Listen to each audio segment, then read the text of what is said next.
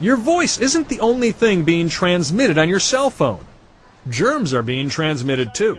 Usually, if it's your own germs, you don't have to worry. It's when you share cell phones with somebody else, you can move germs from one person to another, particularly ones that can cause skin infections or the flu virus, cold virus. Professor Charles Gerba is a professor of environmental microbiology at the University of Arizona.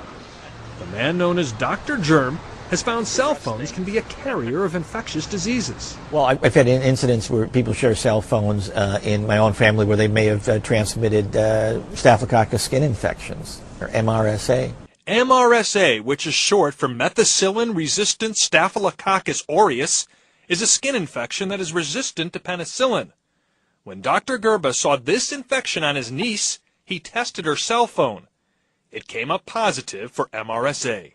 This cell phone, we are going to check for germs. Okay. Is that okay? Yeah. Armed with a special germ meter, Dr. Gerba can determine roughly how much bacteria is on your cell phone.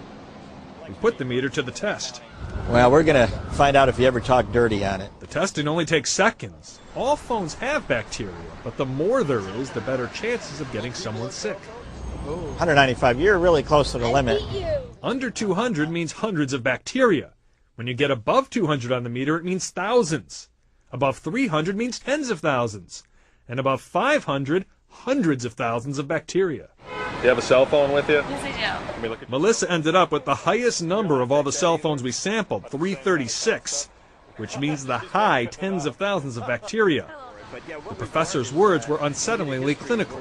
To give you a relative idea, you got about hundreds of times more bacteria than at an average toilet seat, if you want a comparison. Kind of assume my cell phone might be a little bit cleaner than that. None of the people we stopped on the street regularly clean their cell phones. Oh, you're in the, well, above 200 ain't good. That means we're in the 1,000 range. You got a couple of thousand, not as bad as we. Do I ever want to use my cell phone again? Yeah, well, maybe not. Maybe cut your husband off. He might be the source. You never know. Blame the husband. Always blame the husband. That's a good idea.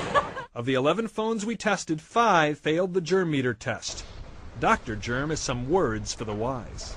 I think a good advisable with any type of electronic equipment that you might end up sharing is you wipe it down with a disinfectant, a disinfectant cloth or wipe, but don't spray disinfectants directly onto it. You could ruin your equipment.